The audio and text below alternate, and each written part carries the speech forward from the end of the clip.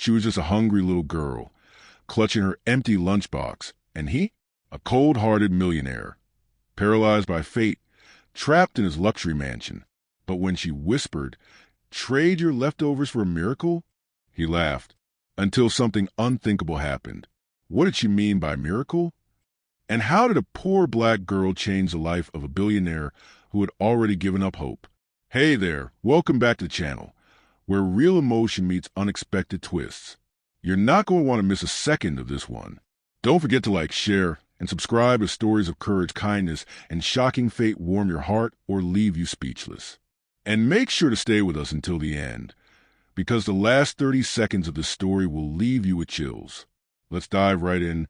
A poor 6-year-old black girl asked a paralyzed millionaire, "If you trade your leftovers for a miracle, would you do it?" "I can make you walk again," she said. He laughed. But then everything changed. Robert Harrison, a wealthy, 52-year-old white millionaire, sat in silence in his opulent yet chilly mansion on a December night, facing the huge window that looked out onto a vast expanse of snow.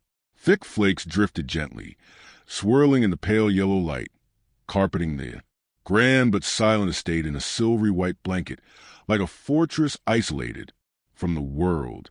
The vast, magnificent living room, once meant to be filled with laughter and conversation, now stood eerily quiet. Robert sat motionless in his expensive wheelchair, the soulless machine that had replaced his legs for the past 20 long years.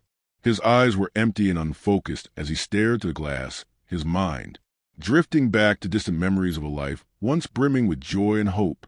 He remembered that fateful day 2 decades ago when a car accident stole his ability to walk forever. Before then, Robert had been a powerful, ambitious man, admired by friends and business partners alike. He had it all: immense wealth, soaring fame, and his beautiful wife, Diana Harrison, by his side. But the accident changed everything. In the days after he learned his legs would never recover, friends and partners still visited often, but their concern quickly faded once they realized Robert had lost his power and influence. Phone calls dwindled, social engagements became rare, and then stopped entirely, leaving him in deepest loneliness. He gradually understood that in the vain world he'd inhabited, people cared only for their own interests, and no one truly shared another's pain. Worse still, the woman he had loved beyond measure left him. Diana, who had once accompanied him to lavish parties, decided to divorce after 5 years of enduring the bitterness and resentment he poured onto her every day. She said she could no longer bear the hatred and coldness in his eyes each time she tried to help him. When Diana walked away, Robert felt as though his final tether to the world had snapped. His eyes no longer shed tears. Only boundless emptiness and chill remained. Then his mother, Eleanor Harrison, the only one who had tried to stay in touch, grew distant too. Each visit of hers was marked by a deeper look of sorrow and helplessness in her aged eyes. As she watched her only son retreat further into darkness, she urged him to reconnect, to find new joys. But Robert's stubborn pride built an invisible wall between him and the woman who had borne and nurtured him for so many years. Her visits grew sparse, and now they were little more than brief, awkward phone calls filled with painful silences. Robert sighed quietly, his gaze sweeping the dim room. The priceless paintings on the walls and the lavish furnishings no longer stirred anything in him but bitterness and emptiness. He had once believed money could buy anything, but now he understood that no fortune could purchase an understanding heart, a comforting hand, or genuine love. He recalled the feeling of walking on his own 2 feet, something he had dreamed of experiencing again for 20 years. He despised himself for his helplessness, despised the meaningless existence he led, and more than once had thought of ending it all. Yet he'd never found the courage to let go, so he remained like a silent ghost wandering a world too wide for him. A cold draft slipped through a crack in the door, making him shiver despite the room's warmth. Robert wondered if his life could ever change. Did miracles truly exist, or were they just lies he once believed in? His youth? In the terrifying silence, he suddenly heard a soft knock at the servant's side door. He startled and glanced at the clock on the wall well past midnight. Who could come at this hour? His only remaining maid, Sophia, had long since left the service. At first he wanted to ignore the knocking. Nothing could pull him from the self-imposed solitude he'd embraced. But the tapping persisted, gentle yet insistent, as if trying to awaken something deep within his soul. With a sigh, curiosity won out. He slowly propelled his wheelchair down the long, dark corridor, past cold rooms filled with sad memories. When he reached the door, his heart began to pound, a mix of anticipation and anxiety. He opened it slowly. Standing before him was a tiny girl, her dark skin striking against the weak porch light. Her clothes were ragged and her big, bright eyes looked up at him full of hope. "Mister," her small voice rang out in the freezing night. "I'm so hungry. Do you have any leftovers you could spare?"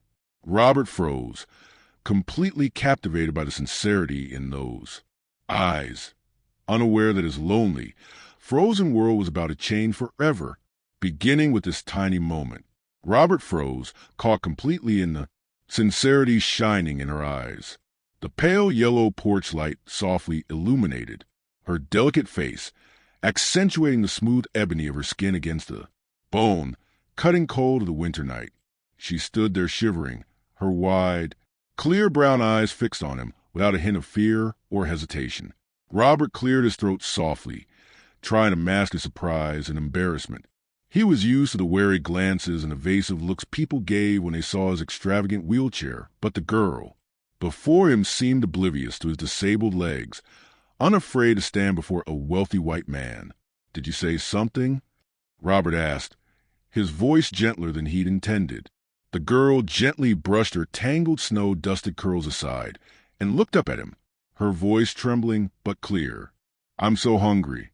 Do you have any leftovers?" Robert felt a sharp pang in his heart at those genuine words. How long had it been since someone spoke to him with such simplicity and honesty? How long since anyone saw him as a person rather than his money or his crippled legs? He studied her more closely. She wore a threadbare coat with one pocket torn, revealing the thin fabric beneath. Her tattered sneakers allowed her tiny toes to peek out, her skin ashen from the freezing air, an image that stirred an inexplicable ache in him. Instinctively, he wondered how a little girl like this could be wandering alone in the snowy night, coming to a stranger's home to beg for food. "What's your name?" he asked, his tone softening with concern he didn't quite understand. "Jasmine Thompson," she replied without hesitation, her small voice carrying a surprising confidence that belied her worn appearance. Robert nodded slowly. "Do you live nearby?" "Yes, sir. My mom and I live in a small apartment across the street. She often works very late," Jasmine said, pointing toward the dilapidated row of flats opposite his mansion. Robert turned to look where she pointed. He realized he'd been so isolated that he'd never noticed the impoverished apartments just steps from his estate. A flush of shame rose in him. How selfishly he'd lived. "Then why didn't you wait for your mother to come home and eat together?" he asked. Gently. "My mom works 3 different jobs. Some nights she gets home very late.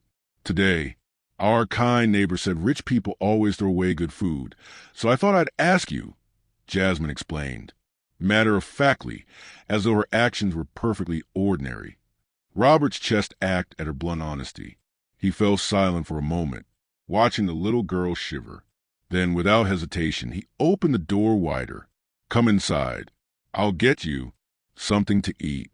Jasmine stepped into the house tentatively, her eyes widening at the opulence around her. Expensive treasures stretched out before her like a whole new world. Yet Robert was most surprised by her lack of greed or envy. Only a childlike curiosity glowed in her gaze. He led Jasmine into the kitchen and retrieved a platter of uneaten food. She accepted it with deep gratitude, but instead of digging in, Jasmine looked up at him earnestly. "Do you want me to help you?" she asked. Robert chuckled softly. What could a little girl like you possibly do? I can help you walk again, Jasmine said with utter seriousness, fully believing her own words. Robert's smile vanished, his eyes flashing annoyance. Surely she was mocking him. He was about to refuse outright, but the clear sincerity in her innocent gaze stayed his tongue. There was no trace of ridicule. She truly believed she could help him. Are you joking? He asked, fighting to remain calm. No, I'm not joking, Jasmine answered firmly. My mother always says that kindness and love can heal anything. If you help me not be hungry, I'll surely be able to help you. Robert looked into her eyes again and saw nothing but purity and sincerity. He remembered the countless doctors, renowned specialists, and costly treatments he pursued over 20 years, all to no avail. How could this little girl do what the entire medical world had failed to do? Yet something in Jasmine's unwavering faith stirred a spark of hope in him, something he hadn't felt in years. All right, he whispered.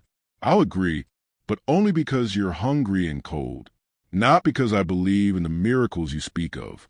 Jasmine beamed, her smile the first warmth that had touched Robert's icy heart in years. Outside, the snow continued to fall heavily, but for the first time in 20 years, Robert felt something shift within him, and it all began with a strange little black girl on his doorstep on a freezing winter night. As the door closed behind Jasmine, Robert remained motionless in the vast living room, cradling the small flower she had just given him. He gently traced its fragile, slightly yellow petals, and yet there was a strange beauty in them, the beauty of a genuine gratitude he had long since forgotten. Robert sighed. For the first time in years, he felt a rare lightness in his chest. The next morning, when Sophia, his longtime housekeeper, arrived for work, Robert decided to tell her about the strange encounter the night before. He'd always trusted Sophia. She'd worked for his family since he was a child and had cared for him through his hardest days. So he was taken aback by her reaction. You can't trust a random child like that, especially a little black girl from that rundown neighborhood. Sophia said sternly, who knows what she and her mother want? Maybe they know you're rich and want to exploit your kindness. Robert frowned, offended by Sophia's harsh words. He knew she held old-fashioned prejudices, but he'd never felt so irritated. Deep inside, a protective urge for her. Jasmine stirred. Sophia, she's only 6 years old. I found her completely sincere, Robert replied softly. Sincere? Sophia scoffed, her eyes narrow with distrust.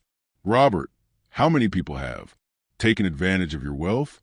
Don't let yourself make that mistake again. Robert fell silent. Her words stung, but they also made him question. Had he been too naive and trusting that afternoon? A familiar knock sounded. At the door again. Robert opened it swiftly to find Jasmine standing there, her little face radiant, like a winter sunrise. Hello, Mr. Robert, she called cheerfully, offering him another small flower wrapped carefully in old newspaper. I came back to say thank you. This is the miracle of gratitude. Robert smiled, and all his worries seemed to disappear when he saw the clear light in her eyes.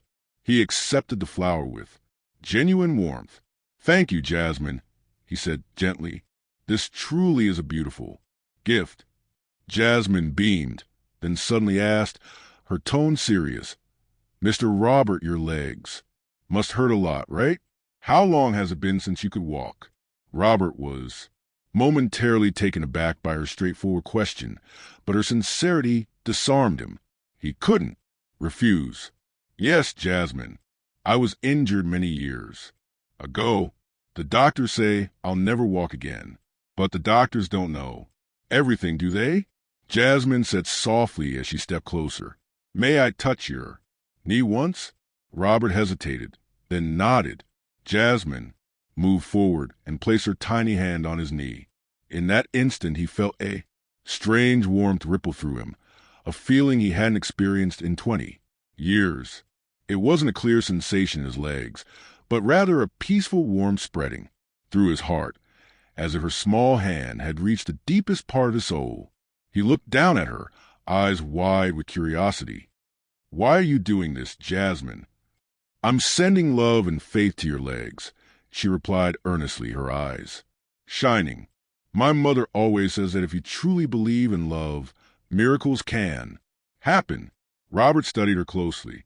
In that moment, he realized Jasmine was not just a needy child, but a beautiful soul capable of touching the darkest corners of his heart. He saw her now not with pity or curiosity, but with respect and profound gratitude. Standing tall, Jasmine looked up at him with unwavering conviction. "Mr. Robert, the miracle has already begun.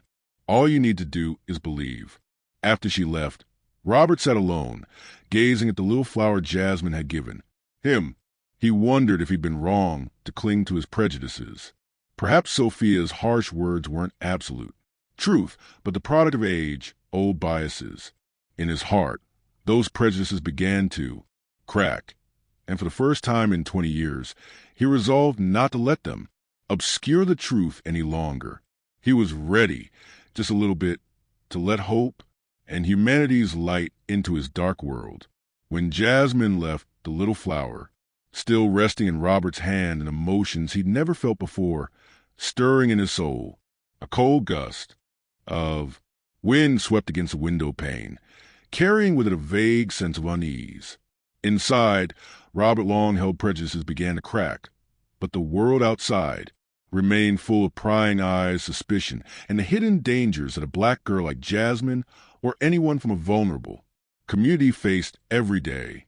That evening in a pitch-dark apartment across the street, Margaret Thompson, Jasmine's mother, returned home after a long shift. Though she was just over 30, her face was etched with fatigue, and her eyes carried a constant weariness. Life as a single mother raising her child in a poor neighborhood, surrounded by subtle bias and discrimination, had forged in Margaret a tough resilience, but also an undercurrent of perpetual anxiety. "Mama, I did exactly what Mrs. Patterson told me," Jasmine exclaimed, holding out the container of leftovers she'd gotten from Robert's house. Margaret looked at it in surprise. Her daughter's joyous eyes softened her heart, but panic quickly followed. "Where did you get this?" "I told you not to wander around after dark, Jasmine, especially to strangers' houses. Don't you realize how dangerous that is?" Margaret hugged her tightly, her voice trembling with fear. "But he was so nice, Mama. Mr. Robert gave me food, and he actually listened to me. He's nothing like other white people," Jasmine said simply, unaware of the worry swelling in her mother's chest. Margaret froze. "Robert," she tried to stay calm, but horrific stories of racial exploitation, wealthy men preying on children of color, rushed to her mind like a fierce wave. She thought of so many black women who'd been falsely accused, forced to protect their own children from scornful stares, cruel taunts, or even real threats from those pretending to be kind. "Tell me about him, Jasmine," Margaret said, sitting down and scrutinizing every small reaction of her daughter. Jasmine eagerly described the silver-haired man in the wheelchair at the grand mansion who had given her food, and listened to her small dreams. But when she casually mentioned the miracle of helping him walk again, Margaret's panic only grew. "Are you sure he didn't do anything to scare you? Did he touch you or ask weird questions?" Margaret pressed, her voice hardening with both worry and anger at the thought of her child being taken advantage of. "No, he only let me touch his leg. His legs haven't worked in so long. Mama, I just wanted to help him feel less lonely." Jasmine replied softly, sensing her mother's distress. Margaret pulled her even closer, her heart a swirl of conflicting emotions: love for her daughter, sorrow for the dangers black children face, and an overwhelming fear of a world she couldn't control. Finally, she stood silently determined to confront Robert and protect her girl at all costs. The next morning, just as Robert was finishing breakfast, a rapid knock came at the door. When he opened it, he found a slender black woman with fierce eyes. Margaret Thompson standing on his doorstep. "You must be Robert Harrison," Margaret said, her voice steady despite her nerves. "I'm Jasmine's mother. I want to know what you did with my daughter last night." Robert was taken aback, but quickly recognized the worry in Margaret's gaze. He gently invited her inside and explained everything that had happened, from Jasmine's request for food to their conversation. Yet, the atmosphere between them grew tense as Margaret's long-standing defenses kicked in. "Do you know what people say about wealthy white men and poor black girls? Do you know how scared I was to see my daughter walking into your home alone in the middle of the night?" Margaret said, her tone firm, but shaking with the pain of a single mother who'd endured too much. "You won't be the first man to promise good things and turn them into a nightmare for a child of color, Mr. Harrison." Robert hesitated, then replied slowly, "I understand your fear, Margaret, but Jasmine is the first child to make me feel human again. I never had ill intentions toward her. I only wanted to help." Margaret looked him squarely in the eyes and saw not pity or dark desire, but loneliness and a yearning to be trusted. Yet she still wasn't ready to lower her guard. "If you truly have nothing to hide, I want to see where you live for myself. I'll come here with Jasmine, and only when I feel safe will my daughter come back. Do you agree?" she asked. Robert nodded without hesitation. "You and Jasmine are always welcome here. If I ever give you cause for doubt, tell me. I don't want anyone to feel afraid in this house again." Margaret studied Robert for a long moment, then gave a small nod. In that instant, both realized that despite the barriers of past fear and societal prejudice, the courage to speak openly could forge a new path forward, however, fraught with doubt and pain. And so the true journey of change for those once stifled by racial bias and those long isolated by privilege had taken its first tentative steps.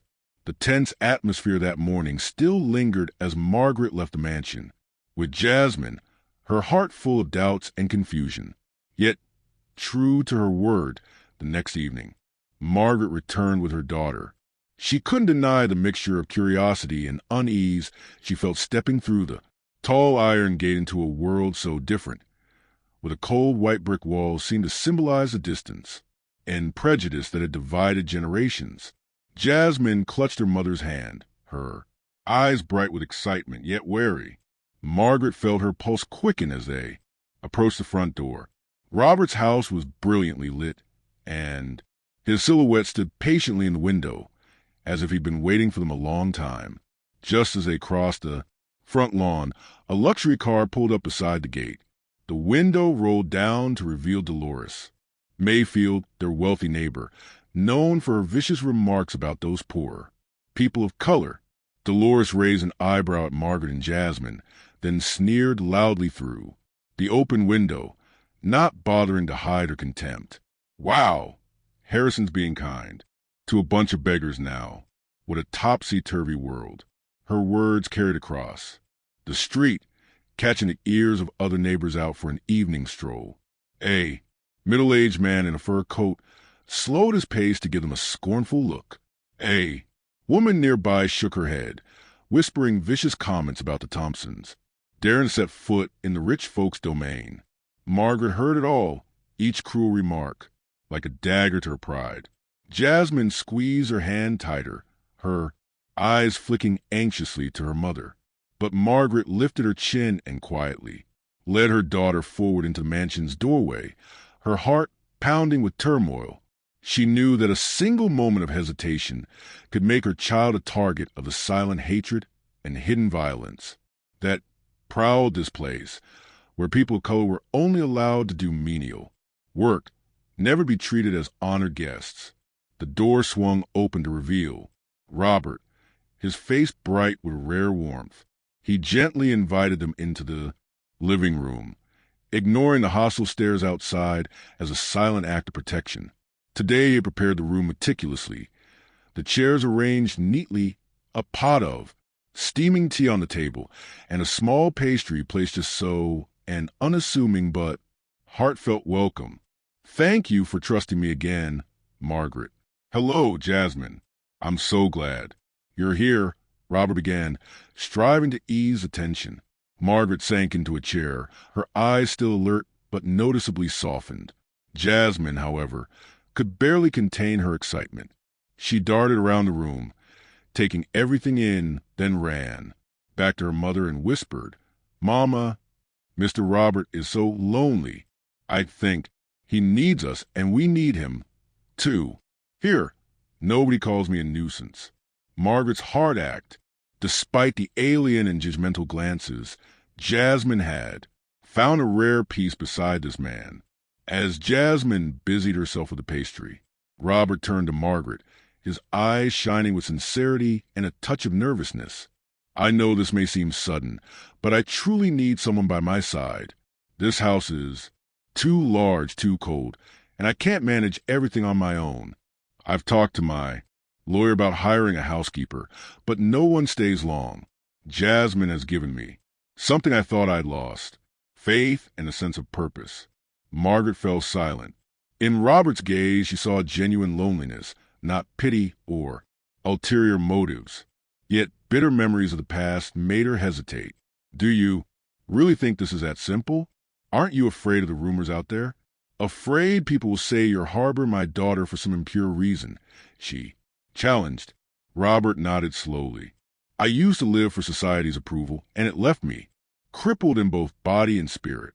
I don't want to live that way anymore. If you'll have us, I'd like to invite you both to stay here, at least until your lives settle. I ask for nothing in return but your trust, your friendship, and if you'll allow it, a sense of family." Margaret was silent for a long time.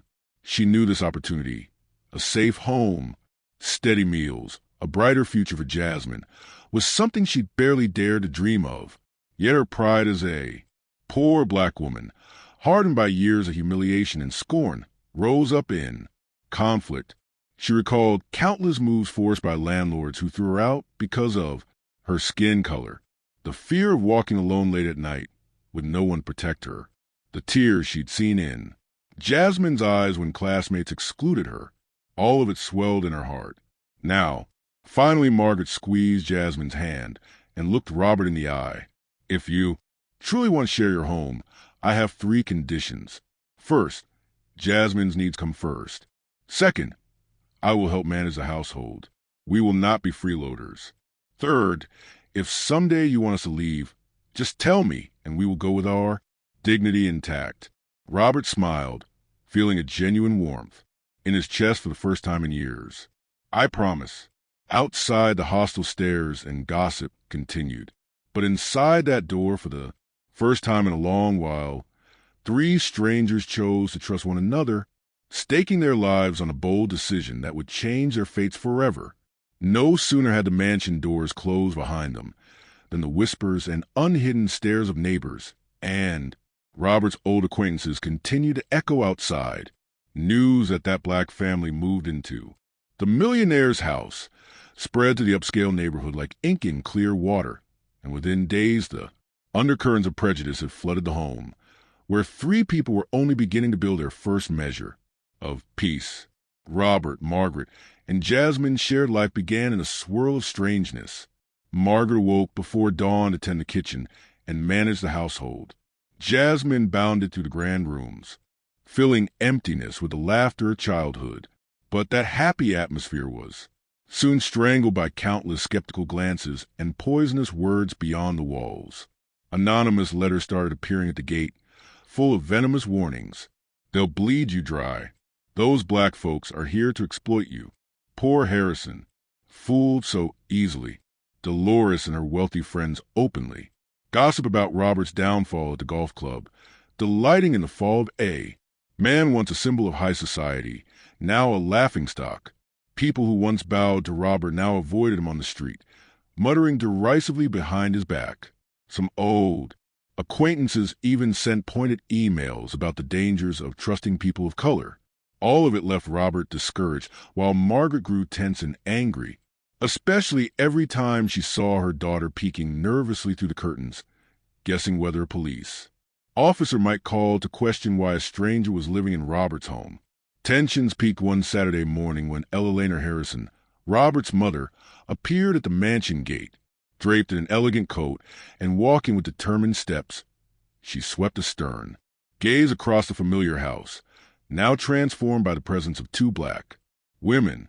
Robert was guiding Jasmine through a drawing lesson in the living room when the doorbell rang. He watched, his mother's face on the security monitor, her expression unreadable but tense. When he opened the door, Eleanor offered no greeting. Only a cold look directed at Margaret preparing breakfast in the kitchen. "Mother, this is Margaret and Jasmine. They're guests and now family to me," Robert said, introducing them. Eleanor didn't even glance at Margaret. She turned her gaze to her son. "Robert, aren't you ashamed? You've let these two strangers, different class, different color, live in this house. What were you thinking? Letting them take over the kitchen your mother once tended with her own hands?" The room seemed to freeze. Margaret felt her blood rise to her cheeks, but forced herself to stay calm. Jasmine cowered behind her mother, and Robert bowed his head, hands clenched in anxiety. "You don't understand," Robert began, but Eleanor cut him off sharply. "You've grown weak, son. They'll leave you with nothing. Margaret, what right do you have to live behind these walls? Do you think you deserve it?" Margaret raised her head, her eyes cold but steady. "I come as a mother, a woman who works tirelessly for her child and a person of dignity. I haven't taken a penny from Robert. I work. I'm not here begging for white people's pity. If you doubt my worth, look at how I care for this home, and look at my daughter's eyes now, no longer afraid each night." Eleanor was taken aback by Margaret's firmness. Part of her wanted to retort, yet no well. Argument came to mind. "Mrs. Harrison," Margaret continued, her voice trembling, yet resolute, "I know what you think of people like me. You don't need to hide it. But I beg you, if you truly love your son, look at his happiness. The happiness that my daughter and I are striving to bring, not take away." The air turned stiflingly heavy. Jasmine gripped her mother's skirt, watching every word and movement. Robert looked from his mother to Margaret, his heart torn between gratitude, wounded pride, and fear of being abandoned. For the first time, Robert refused to stay silent. He gripped the arms of his wheelchair, lifted his chin, and looked his mother in the eye. "Mother, thank you for coming. But my life here has felt dead for years. Only when Margaret and Jasmine arrived did I remember how to feel joy, hope, and love like an ordinary person. I don't need your approval, but I won't let anyone, even you, humiliate or drive them away. This is my home, and I want them to stay." Eleanor fell silent. Her face wavered between wounded pride, sorrow, and bewilderment at her son's newfound strength. She turned away, tears glistening in eyes she tried to hide. In the small kitchen, Margaret exhaled deeply. Jasmine wrapped her arms around her mother, and Robert turned to his family, his eyes filled with both gratitude and regret for the hardships they'd endured. But from that moment on, the walls dividing these three strangers began to crack wide open, and though the prejudice outside remained unrelenting, behind those doors a new family was taking shape, stronger and more resilient than any insult could ever destroy. The tension in Robert's house after that fierce confrontation with Eleanor had eased somewhat, though the atmosphere was no longer as pristine as it had been at the very beginning, and nor was it as stifling as before. Even though prejudice still ran rampant outside, a small seed of peace had begun to sprout behind those doors. Margaret moved quietly about her chores. Jasmine chatted happily with Robert, and Robert, for the first time in years, began to look forward to those fleeting moments spent with the two of them. With her boundless energy and innocent faith, Jasmine had breathed new life into Robert's world. Every morning she would knock on his door, bubbling over with strange dreams she'd had, or tug him into the garden to try lifting your leg, a little just for fun. At first, Robert would laugh it off, assuming it was a Child's game from someone who could never understand an adult's despair. But strangely, each time Jasmine gently touched his knee, each time she patiently massaged his calf, he felt something different. A faint tingling at first, then a subtle warmth, and even a brief pinch of pain, just like the years when his legs still served him. One night, lying in bed, he felt his foot twitch ever so slightly, the first sensation in nearly 20 years. He thought he must be dreaming. The next morning, Jasmine watched him, quietly, then grinned mysteriously. "I told you the miracle is real, if you dare to believe." Margaret stood behind them, moved yet fearful. Happiness had never come easily. For her, she managed a household in silence, endured the harassing phone calls, and bore the whispered slanders with patience. Yet, when she saw Robert beginning to lift his leg under his daughter's encouragement, she understood that hope, even the most fragile kind, could still save a person. After a week, Robert decided to undergo another neurological exam, partly to reassure Margaret, partly because he feared he might be experiencing nothing more than a happy hallucination.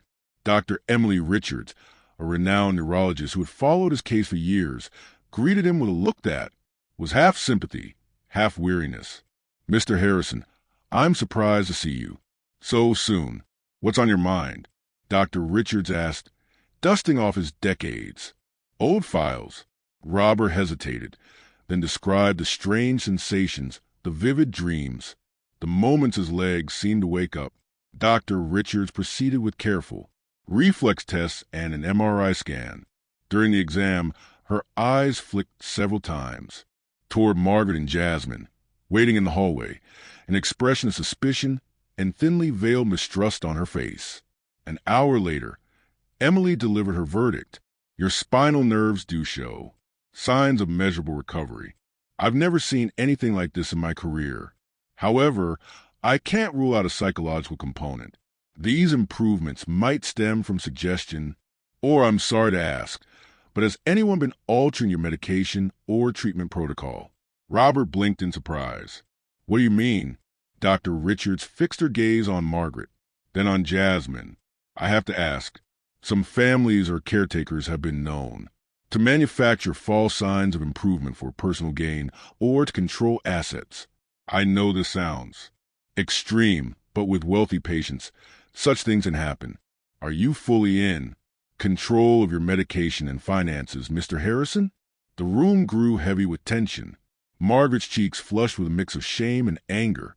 Jasmine looked up at the doctor, innocent and unaware of the implication behind her words. Robert took a slow breath and replied, his voice cold, "I oversee everything. Margaret never touches my meds, and Jasmine is just a child." Though still doubtful, Dr. Richards could not refute the test results. "Regardless, this is highly unusual. I'll continue to monitor you, and if you don't mind, I'd like to bring in independent experts for a second opinion." Robert agreed, but a surge of indignation and humiliation welled up inside him. He thought of all that Margaret and Jasmine had already endured, and now he too was being pulled into society's poisonous circle of suspicion whenever someone crossed class lines. What no one knew was that this very examination would spark a brewing storm. A nurse, casually remarking on Robert's miraculous recovery, confided in an acquaintance, none other than Diana, Harrison's secretary. Diana, once the epitome of high society, now struggling financially after the divorce, saw her chance. In her mind, Robert's kindness had been naive, and Margaret and Jasmine's presence in the mansion a sinister ploy to seize his estate. Wasting no time, Diana hired a lawyer, gathering evidence to launch a legal offensive under the guise of protecting her vulnerable disabled ex-husband from predatory opportunists of color. Outside the winds of prejudice and personal interests were gathering strength. But in those final days of winter at the Harrison estate, Jasmine still came each morning to Robert's side, gently placing her small hand on his knee and whispering, "Today, let's try lifting your leg again. Miracles require a bit of courage. And amid all the doubts, Robert dared to hope not only for the return of his own legs, but for the future of this extraordinary family. News of the Harrison miracle dominated the tabloids overnight. Secret snapshots of Robert with Margaret and Jasmine taken from the garden were splashed across the front pages under cruel headlines. Paralyzed millionaire hypnotized by mysterious black girl. Ex-wife warns, don't let yourself be mined by those street kids. The papers gleefully dug into Margaret's poverty and skin color, twisting the facts to satisfy the public's malicious curiosity. Within days, a thick lawsuit arrived at the mansion. Diana Harrison, claiming to protect her ex-husband's assets and mental health, petitioned the court to freeze Robert's property and accused Margaret and Jasmine of brainwashing, emotional manipulation, and misrepresenting his medical condition. Diana's lawyer publicly declared, "We will expose every conspiracy aimed at profiting from a patient, especially when it involves exploiting trust across class and racial lines." Those cold words and vicious insinuations were like knives twisting into Margaret's already fragile dignity. Night after night, her phone wouldn't stop ringing. Harassing calls, threats from anonymous strangers, even garbage packages and hate mail dropped at their gate. Terrified, Jasmine asked her mother, "Is it because I'm black that people hate me?" Margaret could only hold her daughter in silent tears of helpless shame. Robert, pained and furious, struggled to stay calm. He spent hours beside Jasmine, encouraging her to draw, read books, and tell stories to soothe her fears. At night, he and Margaret would sit together by the dark window for hours, sharing their years of loneliness there, fear being cast aside, and above all, their resolve not to let the past or anyone's prejudice dictate their happiness. The more the public turned against them, the more Margaret wanted to shield her daughter from the storm. One evening, after Robert had escorted Eleanor to her car, Margaret gently said, "Maybe Jasmine and I should leave. Robert, you've already endured so much pressure because of us. All the things people are saying, I'm afraid they're true. I'm scared Jasmine will hate her own skin color when she grows up." Robert took Margaret's hand, his voice calm but firm. "Don't you see, Margaret? They only hate what they don't understand. If we leave, they win. They'll prove that public pressure, difference, and skin color are enough to tear apart a family. I've lived 20 years trapped by my own fears. I won't let Jasmine inherit fear from the world outside." Margaret shook her head, tears silently falling. She'd never believed a white man would dare to defend her against the whole world. But now, faced with Robert's unwavering sincerity, she felt something transcend race, understanding, responsibility, and love, just when it seemed they were at their weakest. Eleanor Harrison, the very woman who had fiercely opposed Margaret, and Jasmine began to change. Quietly, she observed Margaret running the household, caring for her son's meals and rest, patiently sitting with Jasmine as she studied, played, and learned right from wrong. She never caught a hint of deceit or cunning that Diana had accused them of. Instead, Eleanor realized the truth. For years she had viewed the world through a lens of privilege, judging the less fortunate by the color of their skin, not by who they really were. One late evening, Eleanor called Margaret into the backyard where she was tending the plants. "Margaret," she began, her tone still reserved, but gentler now, "I'm sorry for misjudging you. I believed Diana's lies, that you were exploiting Robert for his fortune. But I've seen enough to understand that without you and Jasmine, my son would still be just a shadow of himself, trapped in loneliness and anger for 2 decades. Margaret said nothing, but her eyes shone with gratitude. Eleanor continued, "I'm going to speak with the family lawyer. I'll do everything I can to protect Robert and to protect you and Jasmine. What Diana is doing is unacceptable. The world needs to hear the truth from those who live it." From that night on, a quiet alliance formed in the mansion.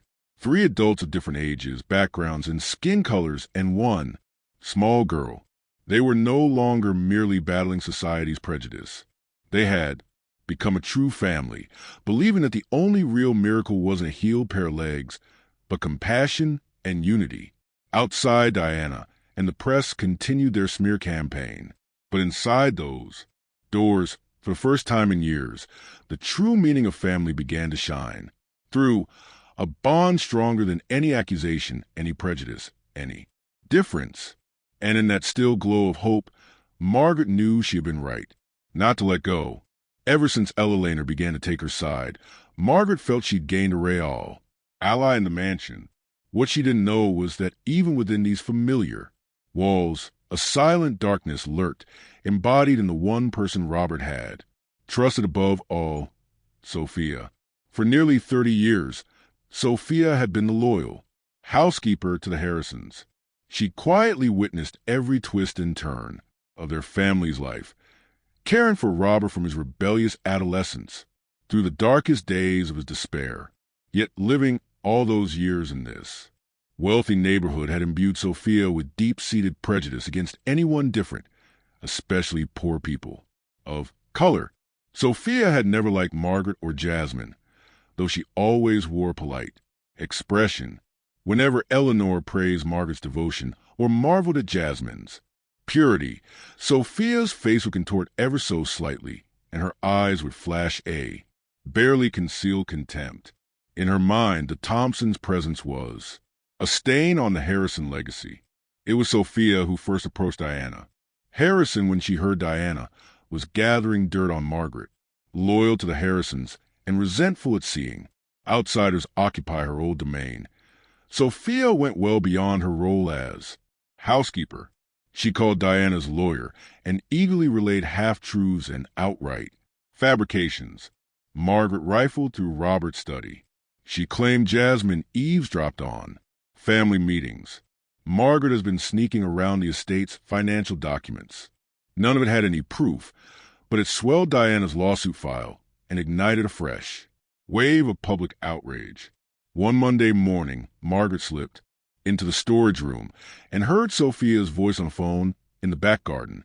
At first, she turned to leave, but then phrases like exploiting his kindness, Harrison family assets, and outsiders shouldn't stay long stopped her in her tracks. She crept closer to the doorway and heard Sophia say, "I told you, Diana, Margaret isn't as innocent as she seems. First she came begging for leftovers, and now she's clinging to Robert's wealth. I see it all. If you need more details, I'll keep feeding them to your lawyer." Margaret's hand clenched into a fist, tears burning her cheeks with anger and humiliation. She remembered every cold glance from Sophia, every sly insinuation, every polite but empty refusal behind Sophia's smile. Now it was clear the woman Robert trusted. Most was stabbing them in the back. That evening, Margaret stayed silent until Jasmine was sound asleep. Then she went into the kitchen where Sophia was wiping down counters and spoke with quiet resolve. "Sophia, what have you been telling Diana? Why invent lies about me and Jasmine? Do you think I wouldn't hear?" Sophia looked up without changing expression. "I'm only stating facts, Margaret. The Harrison family has been far too generous to you. No one wants this house turned into a mess by people unworthy of it. I'm preserving Robert's legacy, and you should know your place." Margaret's hands trembled with rage, but she forced herself to keep her voice steady. "You know, I have never touched anything that didn't belong to me. I only ever try to do my work honestly and protect my daughter from the very prejudices you're spreading. Do you even realize how much harm you've caused?" The confrontation grew more tense when Robert happened to walk by and caught the end of their exchange. He froze in the doorway, eyes wide, looking between the two women to whom he owed so much, each in a different way. "What's going on here?" he asked, his voice with emotion. Margaret turned to him, tears streaming down her cheeks. "Sophia has been feeding Diane information to bolster her lawsuit, spreading lies about me and Jasmine. She's doing it not to protect you, but because she hates us for being black." Sophia did not flinch. Her eyes blazed with stubborn anger. "I'm doing what's necessary to protect the family's inheritance." "Robert, can't you see? She'll strip you of everything." Robert stood rooted to the spot. For decades, Sophia had been his closest. Confidant after his mother, she attended to his wounds, both physical and emotional, when the world abandoned him. But now he could not deny the truth. Margaret's words had peeled away all his lingering doubts that long-standing loyalty could be driven by fear of, difference by unconscious bigotry soaked into one's bones. The room fell into a heavy silence. Robert lowered his head, torn between past bonds and present reality, between a lifelong caretaker and the new family he had fought so hard to protect. Finally, he lifted his gaze and spoke to Sophia in the cool, firm tone of a true head of household. "Sophia, I thank you for all the years you've cared for this family, but I cannot tolerate any prejudice, any slander, or any betrayal within my home. If you cannot live in this family under these terms, I must let you go. This decision is not only for Margaret and Jasmine, it is for me. I choose to live by my conscience." Sophia was struck silent, her elderly eyes filling with tears. She knew in that moment that everything had changed forever. That night, for the first time in years, Robert sat long by the dark window, mourning the fragment of his past he had lost, yet feeling a strange peace knowing he had finally chosen the side of justice and the truth of his own heart. After a night spent wrestling with the ghosts of his past, Robert woke to a heavy heart. The mansion felt strangely silent without Sophia's familiar footsteps. Only memories and faint echoes of laughter remained, reminders of all the trials they had faced together. He realized he hadn't just cut loose a piece of his childhood. He'd brought an end to an old era, an era in which prejudice, even when wrapped in loyalty, served as an invisible jail for the human heart. That morning, he summoned Sophia to his sunlit study. Robert noted how much she'd aged since their first meeting. "Sophia," he said softly, "I know you believe you're protecting me and my family, but your fear and prejudice have hurt innocent people. No one in this house can be truly happy if we harbor hate. I'm grateful for your years of service, but as of today, I must say goodbye. You deserve to spend the rest of your life somewhere that brings you peace and honors your worth." Sophia said nothing, bowed her head, and slipped away in silence, tears glistening in her eyes, tears of someone caught between two worlds. Robert stood at the window long after she was gone, feeling both a pang of sorrow and a lightness of relief. He knew this was the right decision, not just to protect Margaret and Jasmine, but to free himself from the toxic cycles of his past. Yet beyond the mansion walls, the storm raged on. Diana's lawsuit had officially landed in court, transforming what was once a private family quarrel into a high-profile legal spectacle covered by the press. Editors and pundits competed to portray Robert, the paralyzed husband and alleged victim of a racial conspiracy, and Margaret, the mysterious woman, painted as a heartless gold digger. Every act of kindness that Margaret and Jasmine had shown Robert was twisted into fodder for social media outrage, fanning the embers of racial animus. In the courtroom, Diana arrived in elegant defiance, flanked by a battalion of lawyers. She paraded Sophia's accusations of Margaret's shady dealings, produced financial records, and doctored images to sully the mother and daughter's reputations, and declaimed at length about her duty to protect her ex-husband, the pain of someone who once shared Robert's life, and the dangers a vulnerable man faces when manipulated by outsiders. When Robert took the stand, he faced a barrage of nasty questions. Did you sign over property under Maggie's threat? Has little Jasmine accessed your personal files? Have you ever suspected emotional manipulation? Calmly, Robert replied, I signed nothing without full awareness and unwavering trust. No one coerced or manipulated me. The only gift I received is life itself, a gift I thought lost to me for 20 years.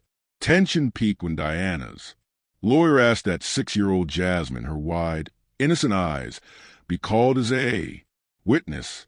The courtroom fell eerily silent. Margaret gripped her daughter's hand, fear etched on her face. But Jasmine surprised everyone, climbing onto the stand with quiet courage. She greeted the judge with a small smile and answered each question with surprising poise. Jasmine, the lawyer asked, "Do you know why you're here?" Jasmine glanced around, her eyes bright. "They said my mom and I did something bad to Mr. Robert, but I don't understand. He's my friend. I just help him be happy. And every day we try to help him. Remember how to walk." A hush fell over the room. The lawyer pressed on. "Have you ever taken anything from Mr. Robert? Has your mother taught you to sneak around?" Jasmine shook her head, earnestly. "No, sir. Mama told me to always ask first. I only give Mr. Robert flowers. I think flowers make people happier than money." The judge softened. "Do you love Mr. Robert?" he asked. Jasmine nodded, eyes shining. "I love him so much. He used to be sad like my mom and me, but now he knows how to laugh. Everyone here calls us outsiders, but Mr. Robert calls my mom a friend, and he calls me his little miracle doctor." Quiet laughter and tears rippled through the gallery. Jasmine's simple words struck a chord, even among the reporters who had spread falsehoods. They began to see the story not through suspicion, but through the eyes of a child who only wanted to give and receive love. Finally, the judge ruled there is no evidence that Margaret and Jasmine exploited or harmed Mr. Harrison. On the contrary, the court finds they have provided him significant emotional and physical benefit. Ms. Diana Harrison's case is dismissed. The Harrison family is free to continue their lives. Outside, the public buzzed over Jasmine's testimony. Headlines shifted from mockery to celebration of resilience, faith, and the small miracles born of human kindness. Letters of support, bouquets of flowers, and messages of apology poured into the mansion. Robert knew there were still challenges ahead, but trust, the invisible treasure he'd lost for 2 decades, had finally triumphed, thanks to the love of a little black girl and a woman who refused to surrender to prejudice. And in that moment, Robert understood that it was not legs nor money, but faith and decency that holds the true power to resurrect the soul. After Jasmine's moving testimony, the courtroom fell into an almost unbelievable hush. Those who had criticized and doubted her were now silent, listening, and a flicker of empathy appeared in their eyes. Margaret sat quietly in the gallery, tears welling not from pain, but from pride and joy at seeing her little girl speak up for their entire family. And Robert felt something unlock in his chest, a part of his soul long imprisoned by fear, hurt, and shame. The lawsuit pressed on. Diana and her attorneys refused to relent, continually producing new documents and so-called evidence to paint Robert as the victim of an elaborate psychological scheme masterminded by Margaret and Jasmine. The media buzzed again, ready to pivot at a moment's notice for the next sensational headline. But this time, the tide was turning. That day, the courtroom was packed to capacity. The judge ordered a public medical demonstration with independent experts and reporters in attendance. Dr. Emily Richards, the neurologist who had followed Robert's case for nearly 20 years, was called to the stand. Emily, long skeptical of any Harrison miracle, had to revise her views after witnessing his undeniable progress and surprising medical indicators. Before the bench, she declared firmly, "Initially, I believed Mr. Harrison's improvements might stem from psychological effects or suggestion, but recent exams confirm real medically remarkable recovery in his motor function and neural reflexes. There is no sign of medication tampering or fraudulent treatment. I can't explain how it happened, but it is fact." An independent neurologist echoed her findings, pointing to the MRI scans. The patient's nervous system has reestablished its basic connections. In our field, this is a truly unique case. Diana's lawyer scoffed.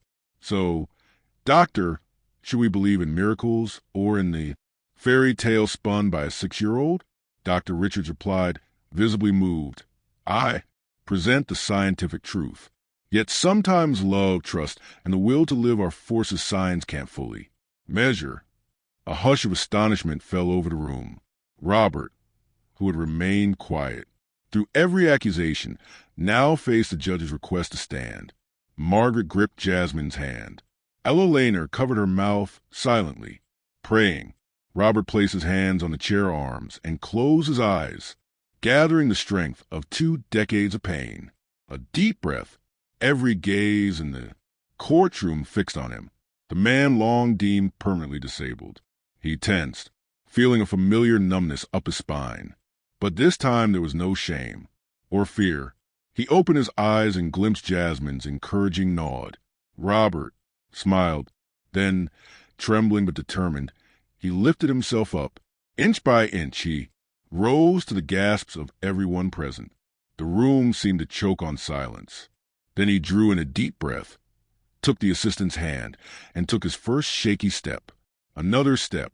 A ripple of astonishment surged into spontaneous applause. Cameras flashed nonstop as reporters sprinted forward. It was real. Margaret sobbed with relief. Jasmine ran to hug his legs. Eleanor's tears flowed freely. The judge smiled and rapped his gavel.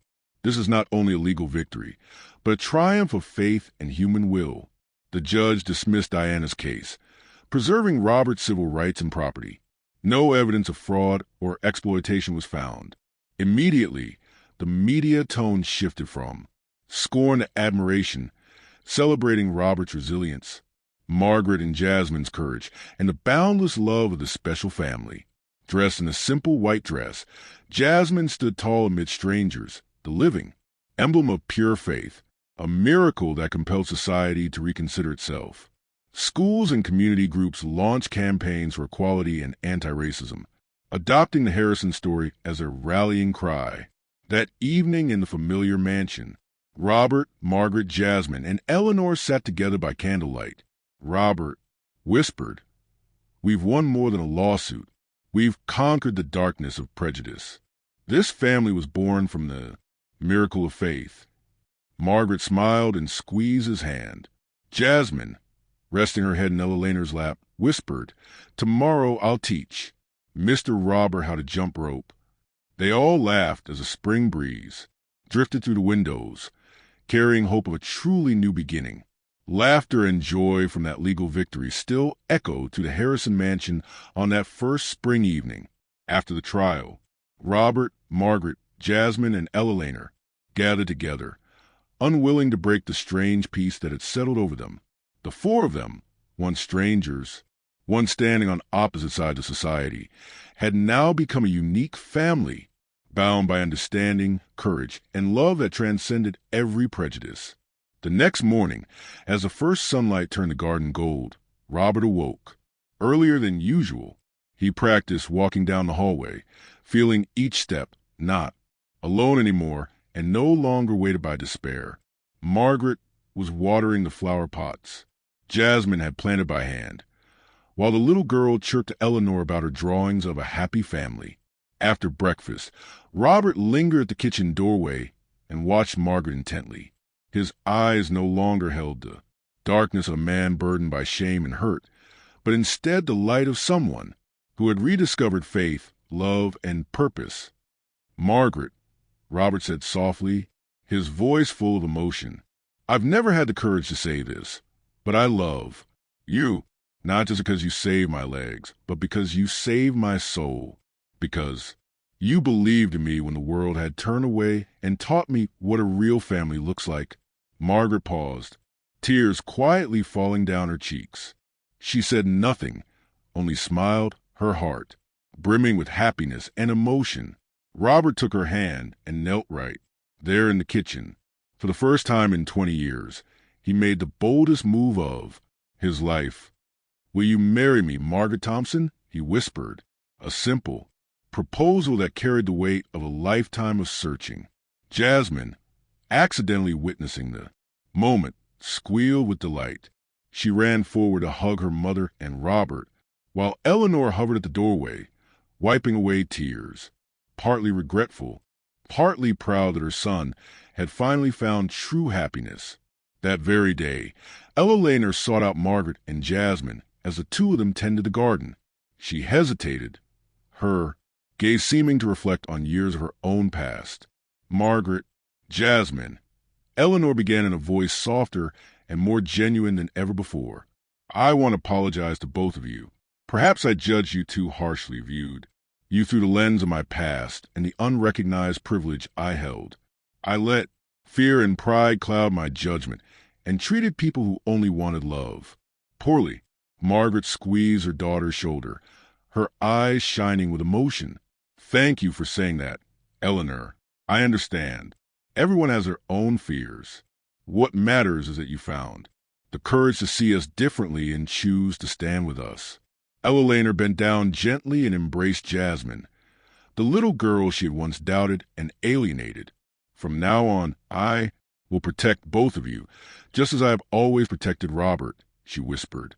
Jasmine looked up and hugged Eleanor tightly, her smile reflecting rare happiness. Within days, news of Robert and Margaret's engagement had spread throughout the community. Surprisingly, instead of protest or backlash, most of Robert's old neighbors and friends began to change their tone. Many sent flowers, congratulatory cards, and heartfelt apologies after the trial. Some even publicly expressed support on social media, admitting they had been wrong to heed blind prejudice. The local nonprofit reached out to Margaret, inviting her to collaborate on projects supporting disadvantaged women and children. Schools asked Jasmine to share her story of a miracle of faith and courage, making the little black girl a new symbol of overcoming discrimination. As the wedding day approached, the Harrison mansion buzzed with laughter. Jasmine and Eleanor selected wedding blooms. Margaret tried on her dress with the help of new friends. Robert, no longer the lonely millionaire, busied himself with the guest list, insisting that everyone who had turned their back on the family be invited as a decoration. Everyone deserves the chance to change. On the night before the wedding, Margaret and Robert sat together in the garden where the moonlight fell over the tiny flowers Jasmine had grown. Robert looked at his bride-to-be and whispered, "We've endured so many storms, so much pain, tears, and the hatred of people once called our friends.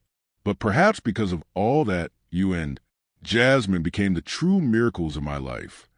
Margaret rested her head on his shoulder and smiled. "And you taught us that sometimes a miracle isn't something grand, but simply the chance to live and be loved like ordinary people." The next morning, the entire community gathered before the Harrison mansion. No one dared make remarks about skin color, background, or status. Everyone rose to applaud as Robert took Margaret's hand and led her down the aisle. No wheelchair, no shame.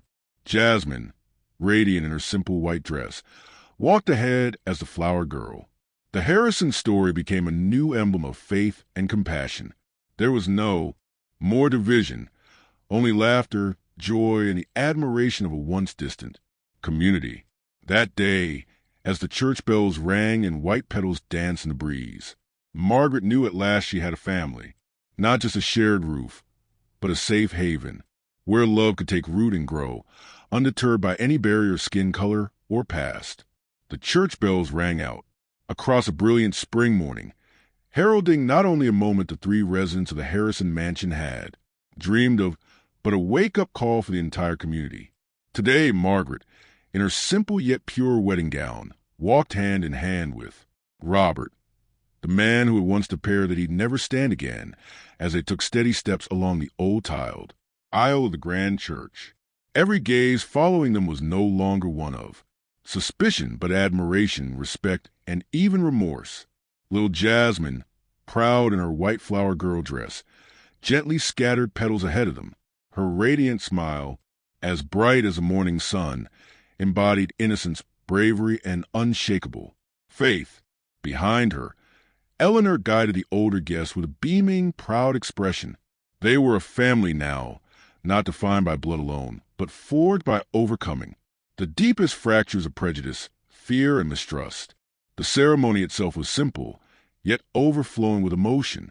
No one sat still as Robert, needing no wheelchair, stepped forward to escort Margaret down the aisle. A hushed reverence enveloped the room before, bursting into applause and heartfelt sobs from those who had witnessed their tears stray. When it came time for his vows, Robert looked into Margaret's eyes that held the weight of past hurts, regret, gratitude, and above all, profound appreciation for the woman who had weathered every storm with him. His voice was slow, clear, and resonant, touching the hearts of everyone present.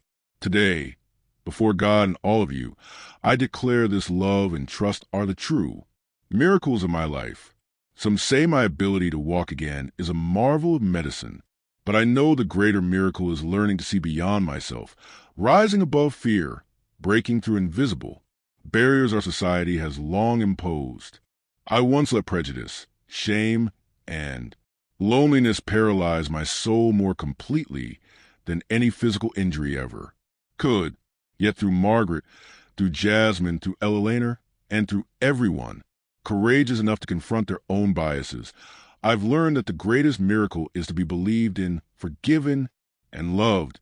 He scanned the pews, finding faces that had once sneered or doubted now wearing tentative smiles of empathy.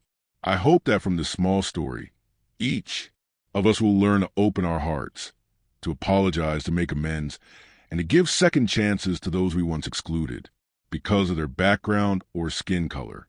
Let us never allow fear or hatred to steal away the miracle that every human being deserves. Margaret squeezed Robert's hand, tears of pride glistening in her eyes. Jasmine stood below, clutching her tiny bouquet, her eyes shining with joy, fully aware that she had become both participant and witness to this extraordinary miracle of acceptance. When the service ended, the congregation streamed outside the church. For the first time, former critics, neighbors, old colleagues, even stern Mrs. Dolores stepped forward to shake hands and embrace Margaret and Robert, offering heartfelt apologies. They spoke of their earlier doubts and gossip and confessed that they had been moved by the Harrisons' unwavering faith and determination. Eleanor, unable to hold back her tears, declared to waiting reporters, "I once lived in pride and hidden fear, cloaked in outdated prejudices. Now I pledge to be a protector of this new family and to work with all of you to build a community and a society that no longer tolerates bias." The story went national. Schools and non-profits adopted images of Jasmine and Margaret for equality campaigns. A photograph of Jasmine leading Robert down the floral aisle with Margaret beaming at their side went viral, shared millions of times with a message: miracles aren't found in the color of one's skin, but in the colors of our trust. Back at the Harrison mansion that evening, the atmosphere felt like a festival. New friends and neighbors who had changed their hearts gathered in the blooming garden. Jasmine darted among them, laughing, occasionally hushing at Eleanor's side to share new miracles she dreamed the world might know. As night fell, Robert held Margaret and Jasmine on the balcony, gazing at a starry sky. He knew that their joy belonged not just to their family, but glowed as hope for many others.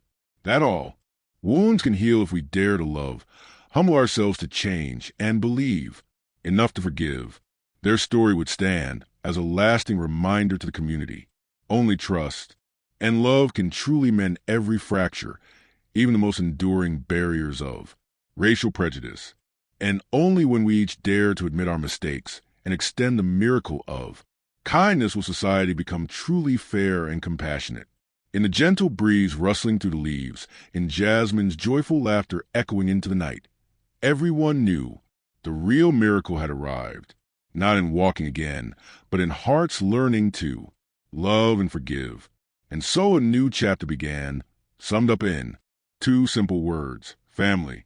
If you felt the power of this story, don't forget to hit like, share with your friends, and subscribe to help us spread more human values far and wide.